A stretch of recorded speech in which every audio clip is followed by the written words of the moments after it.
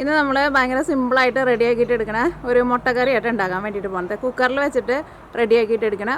കുക്കറിൽ വെച്ചിട്ട് ഒരു 3 വിസിലടിച്ചിട്ടുണ്ടെന്ന് വെച്ചിട്ടുണ്ടെങ്കിൽ നമ്മുടെ മുട്ടക്കറി നമുക്ക് റെഡിയാക്കിയിട്ട് ഇതിലേക്ക് നമുക്ക് തേങ്ങാപ്പാലും ഒന്നും ചേർക്കേണ്ട ആവശ്യമൊന്നുമില്ല. നല്ല കുറുകിയ ചാറോട് കൂടിയിട്ടുള്ള മുട്ടക്കറിയാണ് ഉണ്ടാക്കാൻ വേണ്ടിയിട്ട് പോകുന്നത്. ഇവിടെ ഇപ്പോൾ അതാ തണുപ്പൊക്കെ മാറിയിട്ട് ചെറുതായിട്ട് ചൂടാക്കി വന്നു തുടങ്ങിയിട്ടുണ്ട്. നല്ല പച്ചപ്പൊക്കെ ആയി തുടങ്ങിയിട്ടുണ്ട്. ഇതവിടെ വിഷുക്കൊന്നാന്ന് പറഞ്ഞിട്ട് ഞാൻ പറയാറില്ലേ, വിഷുവിൻ്റെ സമയമാകുമ്പോൾ ഉണ്ടാവണത് ആ മഞ്ഞ കളറിലുള്ളത് അതൊക്കെ റെഡിയായിട്ട് നിൽക്കുന്നുണ്ട് വിഷുവിന് വേണ്ടിയിട്ട്.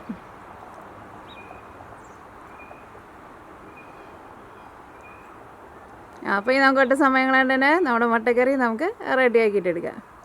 നമ്മുടെ ജപ്പാൻ മേപ്പിൾ ട്രീമ ഇലകളൊന്നും വന്നു തുടങ്ങിയിട്ടില്ല. ചെറിയ ചെറിയ കുഞ്ഞു കുഞ്ഞു പൂക്കളൊക്കെ ആയിട്ട് വന്നു തുടങ്ങിയിട്ടുണ്ട്.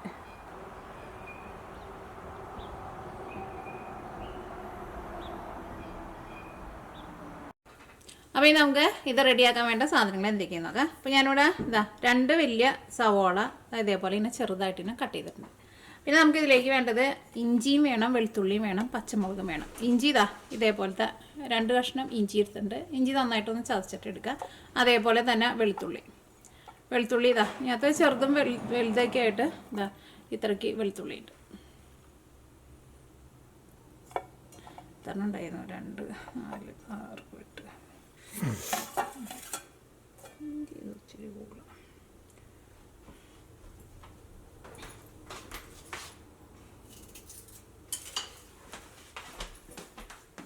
പുറത്തു പോകാനാ കൊച്ചിന്. അപ്പോൾ നമുക്കിത് റെഡിയാക്കാൻ വേണ്ട സാധനങ്ങൾ എന്തൊക്കെയാന്ന് നോക്കാം. അപ്പോൾ ഞാനിവിടെ 2 വലിയ സവോള ഇതേപോലെ ഇങ്ങനെ ചെറുതായിട്ട് ഇങ്ങനെ കട്ട് ചെയ്തിട്ടുണ്ട്. പിന്നെ അതിലേക്ക് നമുക്ക് വേണ്ടത് ഇഞ്ചിയും വേണം, വെളുത്തുള്ളിയും വേണം, പച്ചമുളകും വേണം, കറിവേപ്പിലയും വേണം. ഇഞ്ചി ഇതേപോലെ ഇത്രയ്ക്ക് എടുത്തിട്ടുണ്ട്. ഇഞ്ചി ഒന്ന് ചതച്ചിട്ട് എടുക്കുക. അതേപോലെ തന്നെ വെളുത്തുള്ളി ഇതേപോലത്തെ ഒരു 8 വെളുത്തുള്ളി എടുത്തിട്ടുണ്ട്. പച്ചമുളക് നിങ്ങളുടെ എരിവിനനുസരിച്ചിട്ട് എടുക്കുക. ഞാനിവിടെ ഈ ചെറിയ ടൈപ്പ് പച്ചമുളക് 5 പച്ചമുളക് എടുത്തിട്ടുണ്ട്.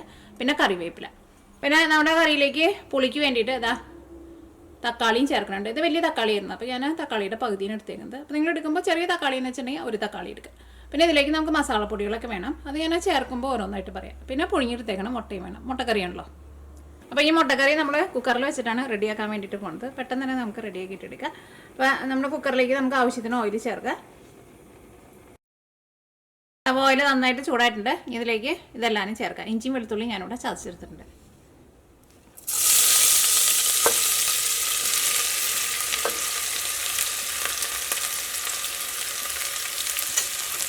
ഇതിലേക്ക് പച്ചമുളകും ചേർക്കാം. പച്ചമുളക് ഒന്ന് ഇതേപോലെ 2ആയിട്ടൊന്ന് കീറിയിട്ടിടാം.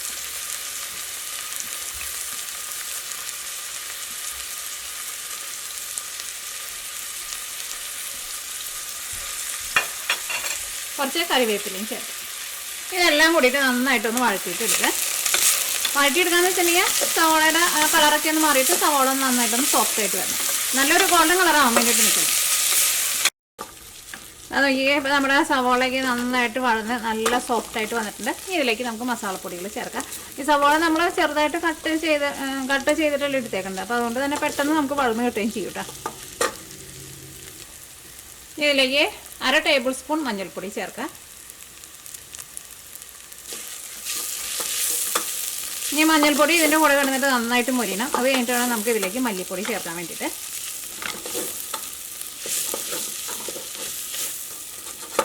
എല്ലാ മസാലപ്പൊടികളും ഒരുമിച്ച് ചേർക്കാണ്ട് ഇതേപോലെ ഇങ്ങനെ സെപ്പറേറ്റ് ആയിട്ട് ചേർക്കാം. അപ്പോഴായിരിക്കും എല്ലാ മസാലപ്പൊടികളും നമുക്ക് മൊരിഞ്ഞത്. അപ്പോൾ നമ്മുടെ മഞ്ഞൾപ്പൊടി ഇതിനകത്ത് കിടന്നിട്ട് നന്നായിട്ട് മൊരിഞ്ഞിട്ടുണ്ട്. ഇനി ഇതിലേക്ക് നമുക്ക് മല്ലിപ്പൊടി ചേർക്കാം. അതുപോലെ ഇങ്ങനെ ടേബിൾ സ്പൂണിൽ നിറച്ചെടുക്കണ്ടേ. ഒരു 1.25 ടേബിൾ സ്പൂൺ മല്ലിപ്പൊടി ആയിരുന്നാലും ഇതിൻ്റെ കൂടെ കിടന്നിട്ട് നന്നായിട്ട് മൊരിയണം. ഈ മസാലപ്പൊടികളൊക്കെ മൊരിഞ്ഞ് വരാൻ ആവശ്യത്തിനുള്ള ഓയിൽ ഇതിനകത്ത് ഉണ്ടാവണം കേട്ടോ. എന്നാൽ മാത്രമേ ഈ മസാലപ്പൊടികളൊക്കെ നമുക്ക് ശരിക്കും മൊരിഞ്ഞ് കിട്ടുള്ളൂ.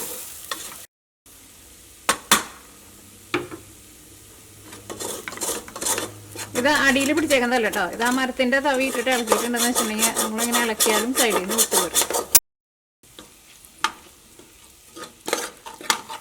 അപ്പോൾ മല്ലിപ്പൊടി ആയിരുന്നാലും ഇതിനകത്ത് കിടന്നിട്ട് നന്നായിട്ട് മൊരിഞ്ഞിട്ടുണ്ട്. പ്രത്യേകം ശ്രദ്ധിക്കുക, മല്ലിപ്പൊടി നന്നായിട്ട് മൊരിയണം, അല്ലെങ്കിൽ ആ മല്ലിയുടെ ഒരു പച്ച ടേസ്റ്റ് ഉണ്ടാവും കേട്ടോ. ശരിക്കും നമ്മുടെ ഈ മസാലയ്ക്ക് ടേസ്റ്റ് കൊടുക്കുന്നത് തന്നെ മല്ലിപ്പൊടിയാണ്. അപ്പോൾ മല്ലിപ്പൊടി നന്നായിട്ട് മൊരിച്ചിട്ട് എടുക്കണം. ഇതിലേക്ക് മുളക് പൊടി ചേർക്കാം. പച്ചമുളക് കൂടുതൽ ചേർക്കാം. എന്നിട്ട് മുളക് പൊടി വളരെ കുറച്ച് ചേർത്താൽ മതി.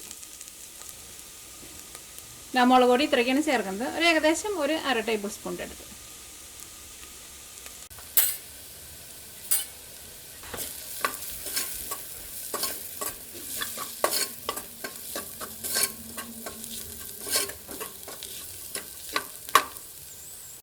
ഇതിലേക്ക് ഞാനിവിടെ പെരിഞ്ചീരകം പൊടിച്ചതും കൂടിയിട്ട് ചേർക്കുന്നുണ്ട്. ഇതാ ഇത്രയ്ക്ക് ചേർക്കുന്നുണ്ട്. ഒരു 1/2 ടേബിൾ സ്പൂൺ. 1/2 ടേബിൾ സ്പൂണേക്കാളും ഒരു പൊടിക്ക് കുറവാണ്.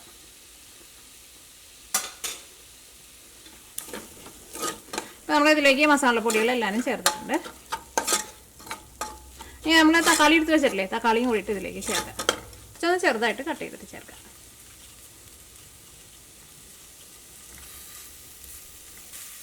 അപ്പോൾ സാധാരണ നമ്മുടെ നാട്ടിലെ നാടൻ തക്കാളി എന്ന് വെച്ചിട്ടുണ്ടെങ്കിൽ ചെറുതായിരിക്കുമല്ലോ. അങ്ങനത്തെ തക്കാളി എന്ന് വെച്ചിട്ടുണ്ടെങ്കിൽ ഒരു തക്കാളി ചേർക്കുക. തക്കാളി ഒരുപാട് ചേർക്കരുത്.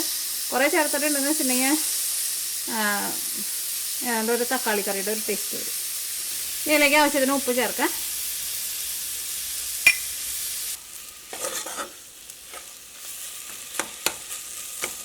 തക്കാളി ചേർത്ത് കഴിഞ്ഞിട്ട് പിന്നെ മൂടി വയ്ക്കണ്ട. ജസ്റ്റ് ഇതേപോലെ നന്നായിട്ടൊന്ന് ഇളക്കി കൊടുത്താൽ മതി.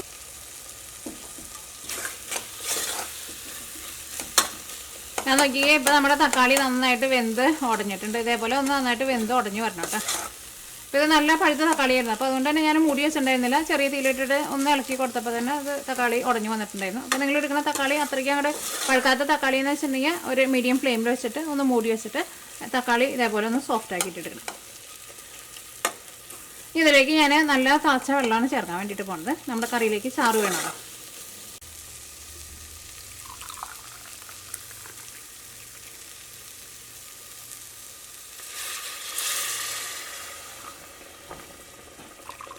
ഇതേപോലെ ഇങ്ങനെ നല്ല തിളച്ച വെള്ളം ചേർക്കട്ടെ.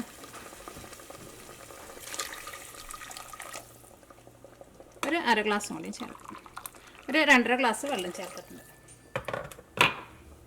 ഇത് നന്നായിട്ട് കൂട്ടി വയ്ക്കാം.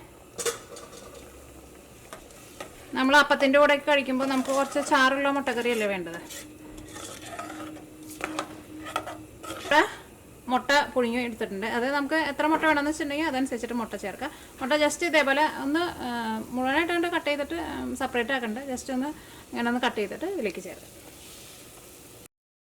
കറിയിലേക്ക് ടേസ്റ്റിന് വേണ്ടിയിട്ട് കുറച്ച് ഗരം മസാലയും ചേർക്കാം. അത് നിങ്ങൾ ഫസ്റ്റ് കുറച്ച് ചേർക്കാം. അത് കഴിഞ്ഞിട്ട് മിക്സ് ചെയ്ത് കഴിഞ്ഞിട്ട് നിങ്ങൾക്ക് ഗരം മസാല ടേസ്റ്റ് വേണമെന്ന് വെച്ചിട്ടുണ്ടെങ്കിൽ അതനുസരിച്ചിട്ട് കൂടുതൽ ചേർക്കാം. അല്ലെങ്കിൽ നമ്മുടെ മുട്ടക്കറി റെഡി ആയി കഴിഞ്ഞിട്ട് ലാസ്റ്റ് ടേസ്റ്റ് നോക്കിയിട്ട് ഗരം മസാല വേണമെന്ന് വെച്ചിട്ടുണ്ടെങ്കിൽ അപ്പോൾ ചേർത്താലും മതി. ഇനി കുക്കർ മൂടി വയ്ക്കാൻ വേണ്ടിയിട്ട് പോകട്ടെ. ഈ കുക്കറിൻ്റെ ഉള്ളിൽ നിന്ന് ഒരു 3 വിസിൽ വന്നു കഴിയുമ്പോൾ നമുക്ക് തീ ഓഫ് ചെയ്യാം. വിസിൽ വെച്ചിട്ട് അപ്പോൾ നമ്മുടെ കുക്കറിൻ്റെ ഉള്ളിൽ നിന്ന് 3 വിസിൽ വന്നിട്ടുണ്ട്. ഈ തീ ഓഫ് ചെയ്യാം കേട്ടോ. ഈ കുക്കറിൻ്റെ ഉള്ളിൽ നിന്ന് ആവി മുഴുവനും പോയി കഴിഞ്ഞിട്ട് വേണം കുക്കർ തുറക്കാൻ വേണ്ടിയിട്ട്.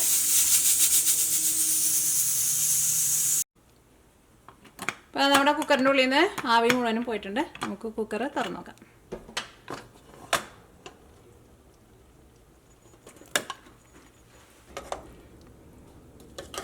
ഞാൻ നോക്കിക്കേ, ഇപ്പോൾ നമ്മുടെ മുട്ടക്കറി റെഡി ആയിട്ടുണ്ട്. നല്ല കുറുകിയ ചാറോട് കൂടിയിട്ടുള്ള മുട്ടക്കറിയാണ്. ഇതിലേക്ക് നമ്മൾ തേങ്ങാപ്പാലൊന്നും ചേർത്തില്ലെങ്കിലും ഈ കറിയുടെ ഈ ചാറുണ്ടല്ലോ, ഈ ചാറായിരുന്നാലും കഴിക്കാൻ വേണ്ടിയിട്ട് നല്ല ടേസ്റ്റ് ഉണ്ടാവും. ഞാനൊന്ന് ടേസ്റ്റ് ചെയ്ത് നോക്കട്ടെ, ഉപ്പൊക്കെ ഉണ്ടോ നോക്കട്ടെ. ഉപ്പ് ഒരു പൊടിക്ക് കുറവുണ്ട്. മുട്ടയും കൂടിയിട്ട് ഇതേപോലെ ഇങ്ങനെ ചേർത്തിട്ട് വേണം കേട്ടോ കുക്കർ അടച്ച് വയ്ക്കാൻ വേണ്ടിയിട്ട്. ഇപ്പോഴായിരിക്കും ആ മുട്ടയുടെ ഉള്ളിലേക്കൊക്കെ ആയിരുന്നാലും മസാലയുടെ ടേസ്റ്റൊക്കെ ശരിക്കും കിട്ടുക. ഇത് അപ്പത്തിൻ്റെ കൂടെ ചപ്പാത്തിയുടെ കൂടെ എന്തിൻ്റെ കൂടെ കഴിക്കാനാണെങ്കിലും നല്ല ടേസ്റ്റ് ആയിരിക്കും. വെള്ളം ചേർക്കുമ്പോൾ അപ്പോൾ ഒരുപാട് വെള്ളം ചേർക്കരുത് കേട്ടോ. കുറേ വെള്ളം ചേർത്തിട്ടുണ്ടെന്ന് വെച്ചിട്ടുണ്ടെങ്കിൽ നമ്മുടെ കറി ഭയങ്കര വെള്ളം പോലെ ഇരിക്കും. മല്ലിയിലയുടെ ടേസ്റ്റ് ഇഷ്ടമാണെന്ന് വെച്ചിട്ടുണ്ടെങ്കിൽ ലാസ്റ്റ് കറിയിലേക്ക് കുറച്ച് മല്ലിയിലയും കൂടിയിട്ട് ചേർക്കും.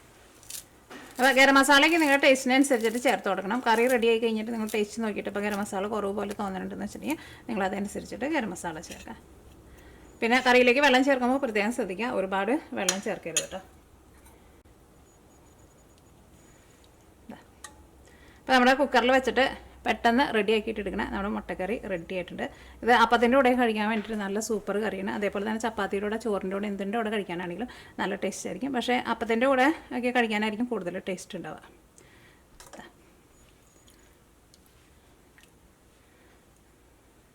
അപ്പോൾ നിങ്ങൾ ട്രൈ ചെയ്ത് നോക്കുക. ട്രൈ ചെയ്ത് നോക്കിയിട്ട് ഫീഡ്ബാക്ക് പറയാൻ വേണ്ടിയിട്ട് മറക്കരുത് കേട്ടോ.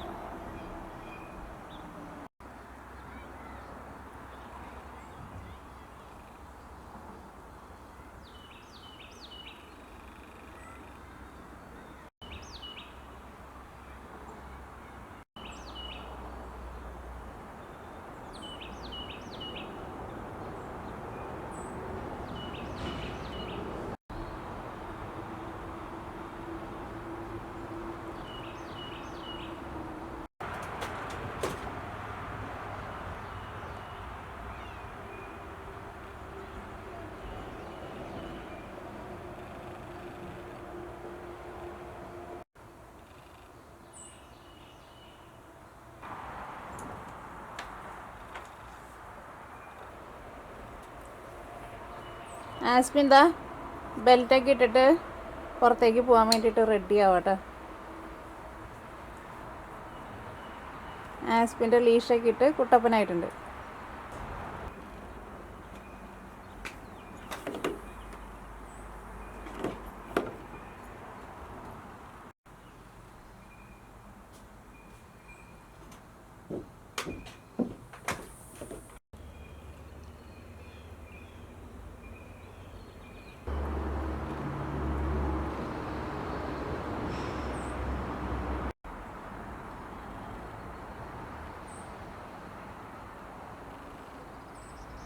കോഴീനെയാണ് നോട്ടം ആസ്പിന്.